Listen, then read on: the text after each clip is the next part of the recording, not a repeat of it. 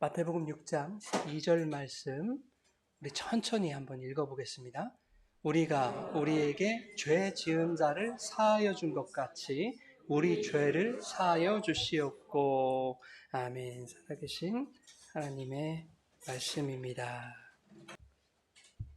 할렐루야.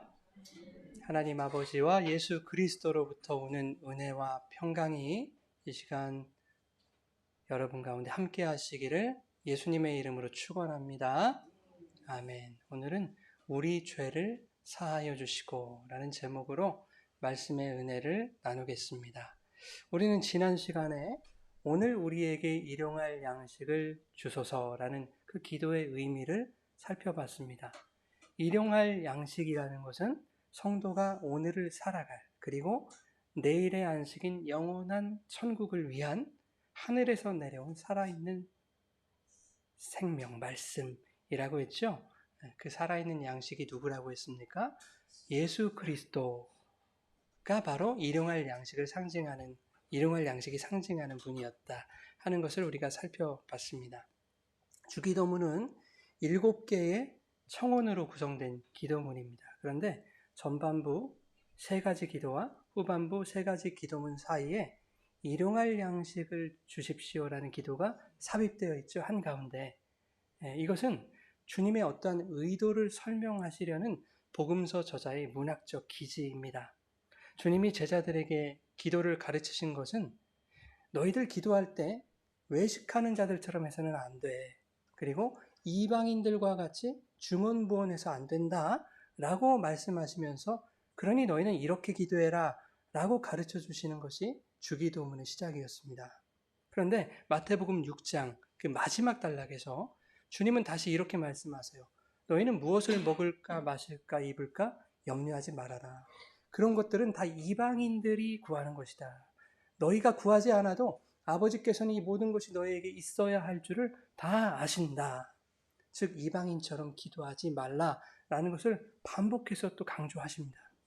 그리고 어떻게 기도해야 할지를 다시 가르쳐 주세요. 그것이 마태복음 6장 33절이에요.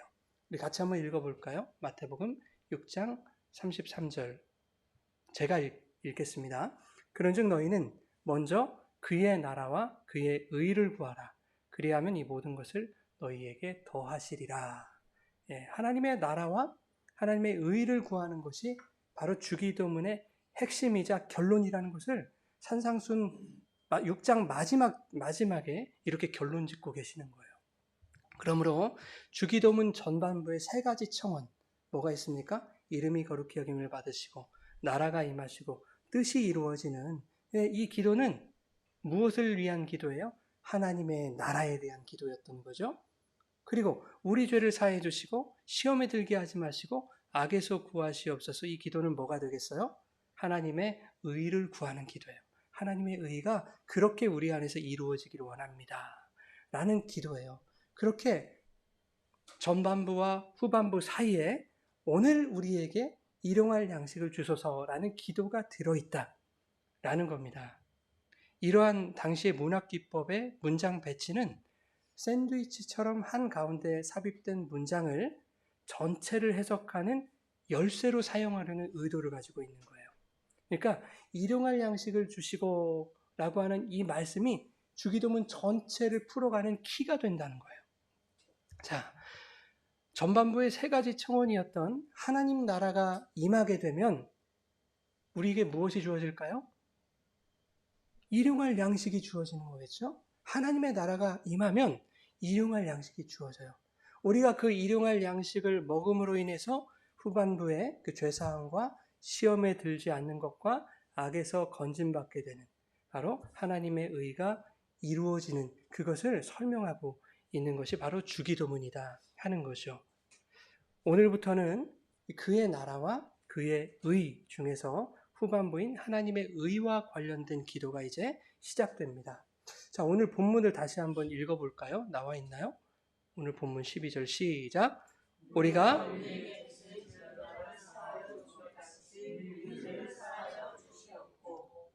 여러분 이 기도를 한번 문자적으로 이렇게 쑥 보십시오. 어떤 느낌이 드세요?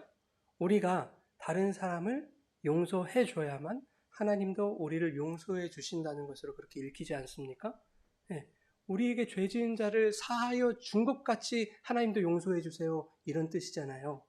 그러니까 바꾸어 말하면 우리가 다른 사람을 용서하지 않으면 우리도 하나님으로부터 용서받지 못한다는 뜻이 되는 걸까요? 그렇게 보이죠. 예. 자, 이것을 본문 바로 아래에 14절과 15절에서 확인 도장을 찍듯이 이렇게 말씀하세요. 같이 한번 읽어봅시다. 너희가 사람의 잘못을 용서하면 너희 하늘 아버지께서도 너희 잘못을 용서하시려니와 너희가 사람의 잘못을 용서하지 아니하면 너희 아버지께서도 너희 잘못을 용서하지 아니하시리라. 어떻게 하실 거예요, 이제? 무서운 말씀 아닙니까, 여러분? 여기서 말하는 용서라는 것은 우리가 이제 잠시 후에 살펴보겠지만 구원을 받느냐 마느냐에 관한 것이에요. 그래서 이 말씀은 문자 그대로 읽으면 대단히 우리에게 두려운 말씀이 되는 거예요. 여러분 다 용서하세요? 정말 100% 클리어하게? 조금이라도 용서하면 여러분 큰일 나는데? 그런 말씀일까? 문자적인 내용대로만 보면 누군가를 용서하지 못한 나의 행위로 인해 구원받지 못하게 된다는 뜻이 되고 마는 겁니다. 다시 말하면 내가 용서하는 나의 행위가 있어야만 구원받을 수 있다라는 말로 읽혀지게 돼요. 여러분 이것은 우리가 알고 있는 구원의 원리와 다르지 않습니까? 물론 우리의 행위도 중요하겠으나 구원에 있어서는 에베소서 2장에 뭐라고 합니까? 구원은 십자가 은혜에 의하여 그것을 믿음으로 말미암아 하나님이 은혜로 주시는 것이다. 그것이 구원이다. 그리고 구원은 행위에서 나는 것이 아니니 이는 누구든지 자랑하지 못하게 하려는 것이다. 이렇게 못을 받고 있지 않습니까? 그러므로 오늘 본문의 말씀은 문자적인 뉘앙스로 받아들여서는 되겠다 안 되겠다 안 되겠다 하는 거예요. 본문에서 죄라고 기록된 단어가 있어요. 오페일레마라고 하는 단어인데요. 이 단어는 빚지다라는 말에서 왔어요. 이 죄라는 말이 즉 본문의 죄는 뭘 말하는 거예요? 빚을 말하는 거예요. 빚. 그렇죠? 그러면 우리에게 죄 지은 자, 오페일레테스라고 하는 이 죄 지은 자라는 말은 뭘 의미하겠어요? 빚진 자를 말하겠죠? 예. 그리고 죄 지은 자를 사하여 주다. 이 아피엠이라고 하는 말은요. 떠나보내다라는 말이에요. 떠나보내다. 예. 죄 지은 자, 즉 빚진 자에게서 뭘 떠나보내야 된다는 것일까요, 여러분? 빚을 떠나보내야 돼. 탕감해줘야 된다 하는 그런 뜻이란 말이죠. 마태복음 18장에 보면 여러분 잘 아는 말씀, 어떤 임금이 1만 달란트 빚진 자의 빚을 탕감해주는 이야기가 나옵니다. 여기서 빚진 자가 바로 오늘 본문에서의 그 죄 지은 자와 똑같은 단어예요. 예, 빚이라는 단어도 본문에서 똑같은 죄라는 단어와 똑같습니다. 그런데 1만 달란트를 탕감받은 자는 자기에게 100데나리온 빚진 동료의 멱살을 잡고 빚을 독촉하다가 급기야 어떻게 합니까? 옥에 쳐넣어버리죠? 배은망덕하게 말이죠. 그렇죠? 나중에 임금이 그 사실을 알고 탕감해준 종에게 노해서 그가 동료에게 행한 대로 그대로 갚아주시죠. 임금이 야 너도 옥에나 가라. 내가 탕감해준 그 1만 달란트 다 갚을 때까지 너도 옥에 갇혀 있어라. 옥에 옥졸에게 넘겨준다. 여러분 1만 달란트는 어느 정도 금액일까요? 한 해에 이스라엘이 로마에게 바친 세금이요. 700에서 800달란트 돼요. 그러니까 1000달란트가 채 안 되는 거예요. 그러니까 1만 달란트는 얼마나 큰 돈일까요? 한 국가에 12년, 13년간의 세금에 해당하는 엄청난 금액이에요. 1데나리온이 노동자 하루의 품삯이거든요. 그러면 한 달란트는 얼마가 되냐면 6,000데나리온이에요. 노동자 16년치 품삯. 그러면 1만 달란트는 6천만 데나리온이에요. 노동자가 16만 년을 일해야 벌 수 있는 돈이 1만 달란트예요. 하루 일당을 10만 원으로만 잡아도 얼마가 될까요? 6조가 돼요. 6조. 그러면 그 1만 달란트는 한 개인이 갚을 수 있는 부채가 아니라는 거예요. 그죠? 빚을 어떻게 줬는지도 모르겠어요. 그걸. 갚을 수 있는 게 아니에요. 인간의 능력으로는 도무지 갚을 수 없는 그 빚을 이 종이 탕감을 받은 겁니다.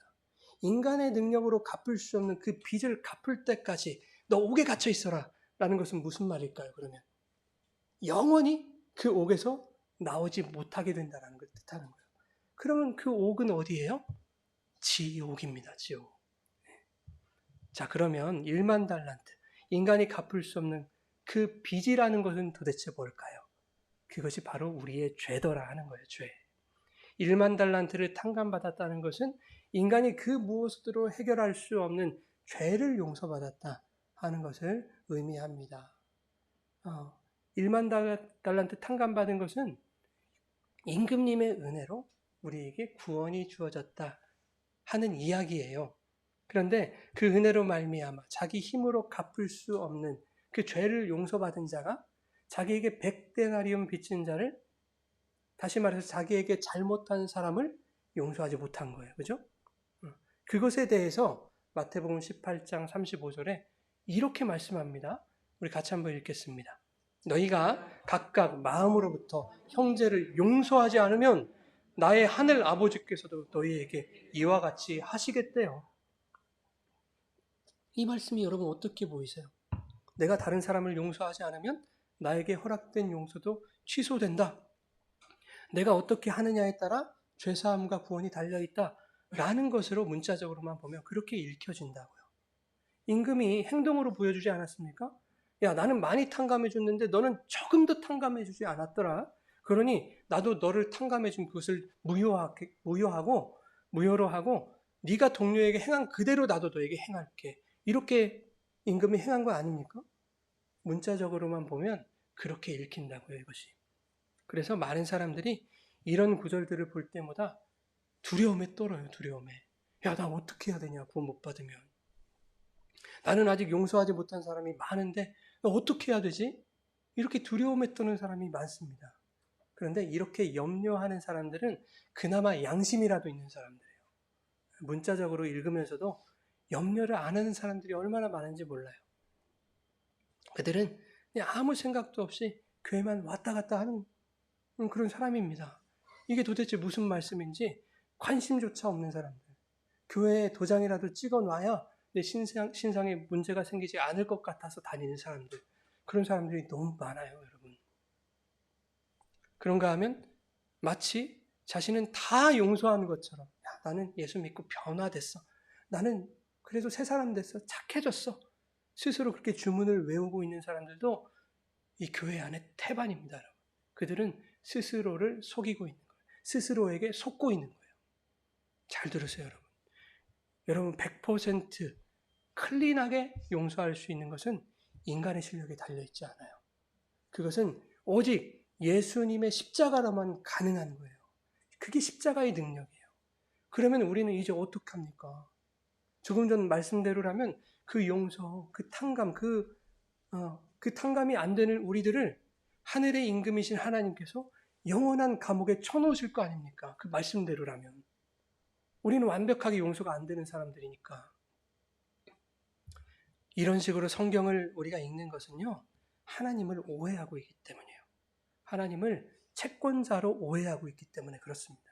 여러분, 하나님은요, 우리에게 자발적 채무자가 되신 분이에요. 우리가 진 빚을 하나님이 다 갚아주셨다고요. 우리가 죄라는 빚을 하나님께 줬단 말이죠. 그것은 내가 갚고 싶어도 갚을 수 없는 1만 달란트의 빚인 거예요. 그런데 도리어 하나님이 우리에게 그 죄를 덮고도 남을 사랑의 빚을 지기로 작정하셨단 말이에요. 창세 전에. 그래서 독생자의 보혈로 십자가에서 우리의 죄의 빚을 다 갚아주신 거예요. 하나님. 자기가 채무자가 되신 거예요. 임금이 1만 달란트 빚진 자에게 야, 너 뭘 갚아라 라고 그렇게 말씀하신 적이 없어요. 그렇죠? 야, 내가 탕감해주면 너도 탕감해줘야 된다. 내가 이렇게 하면 너도 이렇게 해야 된다. 이렇게 조건을 걸지 않았어요. 임금이. 다만 이렇게 말씀했죠. 내가 너를 불쌍히 여김과 같이 너도 네 동료를 불쌍히 여김이 마땅하지 아니하냐. 여러분, 이 둘은 완전히 다른 말입니다. 전자는 임금의 탕감에 인간의 행위라는 것을 조건으로 내거는 것이고, 후자는 1만 달란트를 탕감받은 자에게서 당연히 나타날 수밖에 없는 행위를 말하고 있는 거예요. 은혜 받은 자에게서는 당연히 용서와 긍휼과 사랑이 나타나게 되는 것이다. 그러므로 1만 달란트 빚진 자 이야기의 결론인 너희가 각각 마음으로부터 형제를 용서하지 않으면 나의 하늘 아버지께서도 너희에게 이와 같이 행하실 것이다 라고 하는 말씀은, 야, 네가 한 대로 나도 똑같이 하겠다라는 뜻이 아닌 거예요. 여러분. 네가 영원한 사망을 부르는 그 큰 죄를 용서받았다면 너도 인간 사이에서 발생하는 작은 허물들을 용서하는 그러한 삶의 자세로 살아가야 하는 것은 당연한 것이다. 이것을 말씀하고 있는 거예요. 그것을 마음으로 깨닫지 못하고 행동으로 그것이 나타나지 않는다면 그는 애초에 구원받은 자가 아닐 수도 있다는 것을 이 말씀이 설명하고 있는 것입니다. 빚을 탕감받은 자들은 임금이 탕감해준 용서의 원리대로 살게 되는 것이 당연하다라는 거예요. 그래서 로마서 13장 8절에 뭐라고 합니까? 피차, 그죠? 피차, 사랑의 빚 외에는 아무 빚도 지지 말라. 남을 사랑하는 자는 율법을 다 이룬 것이다. 우리가 율법을 다 이룰 수 있어요? 아니잖아요. 근데 예수님 십자가에서 다 이루셨잖아요. 그리고 너희가 이루었다 그렇게 말씀하셨단 말이에요. 사랑하는 자가 돼버렸어요. 우리는. 죄라는 빚을 진 우리에게 하나님이 사랑의 빚으로 갚으셨듯이 내가 그 엄청난 은혜의 탕감을 받았다면 나도 나에게 잘못한 사람에게 야, 너 나한테 용서를 구해라 라고 요구할 것이 아니라 도리어 내가 사랑으로 갚아야 하는 것이 그게 은혜 받은 자의 삶의 자세다 라고 하는 것을 보여줍니다. 요아킴 예레미야스라는 독일의 걸출한 신학자가 있어요. 그분이 오늘 본문을 예수님 시대의 언어, 아람어로 대치해서 그 의미가 뭔가 이것을 연구했거든요. 우리가 우리에게 죄 지은 자를 사하여 준 것 같이 우리 죄를 사하여 주시옵고, 여기서 죄를 사하다, 이 아피엠이라는 말이 동시적 완료로 쓰였다는 거예요. 그 당시 아람어의 문법상으로 보면 동시적 완료로 쓰였다. 이게 뭔 말이냐면 하나님이 우리의 빚을 탕감해 주시는 것과 우리가 우리에게 빚진 자를 탕감해 주는 일은 동시적으로 일어나는 일이다. 뭐가 선행되는 것이 아니다. 뭐가 조건으로 걸려있는 것이 아니다 라는 거예요. 하나님의 용서가 그리스도를 통해 십자가에서 이루어졌을 때, 그리스도께서 당신의 보혈로 우리에게 그 사랑을 완성하셨을 때 그 십자가에 함께 못 박힌 성도들도 예수 안에서 용서한 자, 사랑한 자가 되었다라고 하는 거예요. 동시적으로 일어났다는 거예요. 우리의 능력으로 사랑하는 것이 아니라. 여러분, 나에게 잘못한 사람을 내가 뭐 용서해야지, 사랑해야지 그렇게 애써서 되는 것이 아닙니다. 애는 써야 되겠지만 여러분, 그렇게 되는 것이 아니라 우리는 그것이 온전히 불가능한 자들이지만 이웃을 용서한 자, 이웃을 사랑한 자, 탕감한 자여야 구원받은 자가 되기 때문에 그것이 불가능한 우리들을 십자가에서 그러한 자로 여겨주셨다는 거예요. 예수님이. 그것이 십자가의 능력입니다. 우리는 아직 죄인 되었지만 우리가 죄인 되었을 때에 그리스도의 십자가로 우리를 구원하신 그 사랑이 우리를 완성케 하셨다고. 그래서 구원이 우리의 능력, 우리의 행위로 된 것이 아니라고 성경은 그렇게 일관적으로 말씀하고 계시는 거예요. 예레미야스가 연구한 내용을 적용해서 이제 오늘 본문을 해석하면 이렇습니다. 하나님, 우리의 죄를 용서해 주십시오. 그와 동시에 우리도 우리에게 잘못한 사람을 용서하겠습니다. 또한 우리도 그와 같은 용서를 행하기 원합니다. 이러한 뜻이 되는 거예요. 이것은 하나님의 용서가 나에게 임한 것을 확신한 자의 삶에서도 하나님이 나에게 베푸신 그 탕감과 용서와 사랑이 나타나기를 원합니다. 그렇게 살아가겠습니다. 라고 하는 하나님께 대한 서약인 거예요.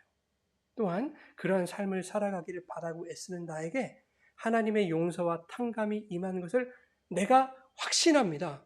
라고 하는 하나님의 의가 내 안에서 이루어졌음을 확인하는 기도예요. 여러분, 사람은 저마다의 세계관, 가치관을 가지고 살아갑니다. 여러분 다 그런 걸 갖고 살아가시거든요. 자신이 옳다고 여기는 것에 가치를 부여하고 그 가치를 실현하기 위한 방향으로 우리는 생각하고 말하고 행동해요. 그러한 가치의 방향에 따라 사람도 만나고 한다고, 일도 하고. 즉 가치관은요, 그 사람의 행동 양식을 만들어내요. 그 가치관이 있으면 그 가치관에 따라 내 행동이 달라지거든요. 이게 옳아라고 생각했으면 그 옳음을 실행하려는 행동이 우리의 삶에서 크게든 작게든 나타나게 마련이라는 거예요.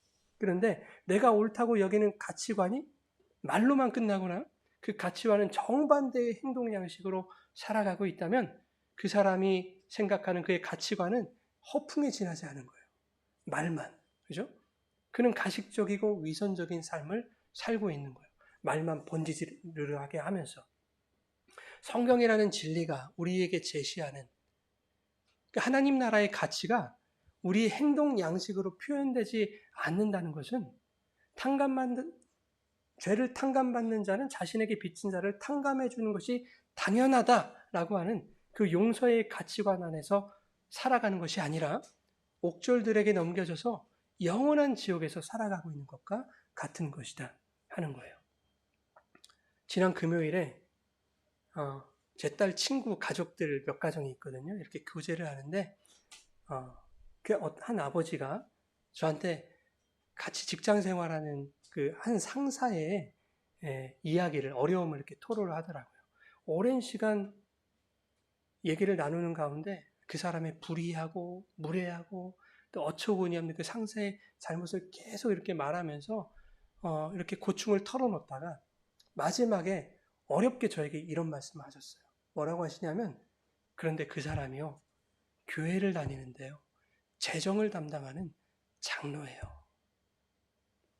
제가 듣기에도 이 사람이 진짜 예수 믿는 사람이 맞는가 싶을 정도로 못 듣더라고요. 너무 부끄럽고 제가 미안하더라고요. 왜 부끄러우면 우리 몫이냐고요. 자기는 몰라요. 뭐가 잘못됐는지도. 여러분 세상이 아무리 교회를 욕해도요. 우리가 교회 다닌다고 하면요. 그래도 이 사람 착하겠지. 좀 선하겠지. 세상이 믿는 자들에 대한 어느 정도의 기대치는 있어요. 그죠? 아직까지는 있어요. 그런데 정작 교회 다니는 사람들이 성경의 가치대로 사랑의 빚을 지며 그렇게 살아가는 것이 아니라 도리어 세상 사람들에게 분노의 짐을 지워주고 있더란 말이에요. 큰일이에요, 여러분. 마치 만달란테 탕감받은 자가 100데나리온 빚진 자에게 한 것 같이 야 나는 교회 다녀서 구원받았거든. 그런데 나는 너를 도무지 용서 못하겠어. 탕감이 안 되네. 나한테 잘못하면 나 그대로 다 되돌려 줄 거야. 한 대 때리면 나 10대로 갚아줄 거야. 나한테 빚진 거 나 어떤 수를 써서라도 다 받아낼 거야. 그렇게 살아가는 사람이 여러분 얼마나 많은지 모르겠어요. 그리스도의 탕감과 용서의 본을 보이는 것이 아니라 도리어 이웃을 슬프게 하고 분노를 유발시킵니다. 그것은 이웃에게 빚을 지우고 있는 것과 같은 이야기예요. 사랑하고 용서하며 살아가야 할 이 세상에서 성도라고 하는 자 때문에 미움과 원망이라는 죄의 빚을 쌓게 만드는 거예요. 그 죄를 우리가 어떻게 감당하실 거예요? 나중에 하나님 앞에서 그 심판대 앞에서 감당할 수 있겠습니까, 여러분? 그는 교회는 다니지만 자신은 탕감받았다고 생각하면서도 마음으로 형제를 용서하지 않는 사람이에요. 즉 옥졸들에게 내어져 영원한 감옥에 던져진 사람일 수 있다라고 하는 겁니다. 여러분 우리의 행위, 우리의 삶이 완전하지 않습니다. 그러나 말씀의 가치대로 나에게 잘못한 자를 용서하고 긍휼히 여기기 원하는 그러한 자들의 삶을 하나님이 완전하게 봐주시는 거예요. 우리가 얼마나 용서하고 탕감해주고 사랑하겠어요, 여러분. 아무리 애써도 조금 수만 틀어지면 또 미워진다고요. 그런데 자꾸 애쓰고 노력하는 그 사람들의 노력을 하나님은 기쁘게 받으신대요. 그래, 네가 사랑을 했다라고 쳐주시는 거예요. 우리 지한이가 피아노에 소질이 없어요. 계속 다닌대요. 소질이 없어요. 그런데 저에게는 지한이가 피아노를 잘 치고 못 치고가 중요하진 않습니다. 아빠에게 들려주고 싶어서 아빠 기쁘게 해주려고 실수투성인 그 서툰 건반지라는 그 모습에 저는 엄지손가락 들어주는 거예요. 내 딸 정말 대단하다. 멋있다. 열심히 노력하는 그 모습이 참 대견해. 그게 멋진 거야. 아빠는 흐뭇한 거예요. 잘 못 쳐도. 여러분 우리의 행위, 우리의 삶은 완전하지 않습니다. 하지만 성도는 우리가 우리에게 죄 지은 자를 사하여 준 것 같이 우리 죄를 사해 달라고 그렇게 기도함으로써 하나님의 탕감이 우리에게 임했음을 확인하고 그 은혜를 입은 나의 삶에서도 하나님이 기뻐하실 그 용서와 사랑이 나타나기를 바라며 서툴고 부족하지만 애쓰고 노력하는 모습이 있어야 하는 거예요. 여러분, 우리는 하나님이 우리에게 주신 인생, 우리에게 맡긴 시간들을 과연 어떻게 살아가야 할 것인가 그 결단하셔야 됩니다. 기독교 신앙은 야 나는 믿어 이렇게 말로만 되는 신앙이 아니거든요. 혹은 나 주일에 교회 나가 이런 형식적인 종교 생활로 증명되지 않아요. 우리 신앙은. 우리가 예수를 믿는 자들이라면 도무지 갚을 수 없는 그 1만 달란트의 죄를 우리가 탕감받은 자들이라면 우리의 삶에 반드시 이웃사랑이 나타나고 있어야 하는 것입니다. 그게 하나님의 DNA를 받은 거예요. 아들이 아빠 닮잖아요. 자식이 부모 닮아요. 하나님을 닮았으면 닮은 대로 살아가야 되는 거 아닙니까? 나타나야 되죠. 예수께서 하나님 사랑 곧 이웃 사랑이라고 그렇게 말씀하셨거든요. 하나님 사랑, 이웃 사랑의 관계는 조건의 관계가 아니에요. 이웃을 사랑하면 하나님을 사랑하는 것으로 봐주시겠다 이런 말이 아니거든요. 이 둘은 동전의 양면처럼 불가분의 관계라는 거예요.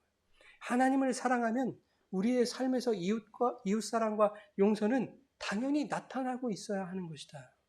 그죠? 너희가 나를 사랑하면 그것을 통해서 세상이 너희가 내 제자인 줄 알리라. 이렇게 말씀하셨어요. 너희가 사랑하면 내 제자가 될 거야 라고 말씀하신 게 아니라 제자들에게서는 하나님을 사랑하는 그 삶이 나타나야 된다는 거예요. 여러분, 백경이라는 소설을 예전에 봤는데요. 거기서 향유고래가 나오거든요. 큰 고래, 향유고래. 걔 이름이 모비딕이에요. 그런데 이 모비딕과 포경선이 충돌을 한 거예요. 그래서 에이헤브라고 하는 이 선장이, 포경선의 선장이 다리를 잃었어요. 그래서 그때부터 에이헤브, 성경 이름으로 하면 아합이죠. 아합, 에이헤브. 이 아합이 삶의 목적이 바뀌었어요. 어떻게 바뀌었을까요? 내가 내 다리를 앗아간 그 모비딕을 반드시 잡아서 죽일 거야. 원수를 복수할 거야. 이게 삶의 목적이 됐어요. 포경선의 선장은 삶의 목적이 뭐가 돼야 돼요? 고래 잡는 거예요. 수많은 고래를 잡아가지고 같이 배에 탄 선원들 삶을 책임져줘야 할 그 의무가 있다고요. 그런데 나는 그 향유고래 반드시 잡아서 내가 죽일 거야. 여러분, 그 삶의 터전인 바다가 무슨 바다가 됐어요? 저주의 바다가 된 거예요. 복수의 바다가 된 거예요. 그 복수의 바다를 살아가다가 어떻게 되는 줄 아십니까? 결국 향유고래에게 죽임을 당해요. 그 과정에서 많은 선원들이 죽임을 당합니다. 목숨을 잃어요. 내 잘못된 그 삶의 목적 때문에 수많은 이웃들이 목숨을 잃는 거예요. 그리고 향유고래에게 치명적으로 부상을 당했는데 그래도 손을 들지 않고 마지막까지 어떻게 한 줄 아십니까? 향유고래에게 뛰쳐들어가요. 내가 너 죽이겠다고. 그리고 그 저주의 바다에서 죽습니다. 사망의 바다가 된 거예요. 여러분, 오늘 우리의 삶이 과연 어떤가를 되돌아보셔야 됩니다. 우리가 우리에게 죄진 자를 사하여 준 것 같이 우리 죄를 사하여 달라는 이 기도의 의미를 여러분 깊이 묵상하셔야 돼요. 그 기도를 하는 사람들이라면 이 세상, 하나님이 우리에게 주신 이 삶의 터전을 여러분 복수의 땅으로 살아가면 안 돼요. 그죠? 삶의 목적이 다르면 이웃들에게 여러분 사망의 짐을 지우는 꼴이 되는 것이라니까요. 우리는 그렇게 살아가면 안 되는 거예요. 하나님께서 죄를 탕감하신 그 십자가 속에 내가 있다면 그리스도 안에서 나도 이웃을 용서하고 긍휼히 여기며 그렇게 살아가겠다고 여러분 그렇게 고백하며 하나님 앞에 나아가야 됩니다. 이렇게 다짐하고 서약하는 그리고 그렇게 열심히 살아가시기를 예수님의 이름으로 축원합니다.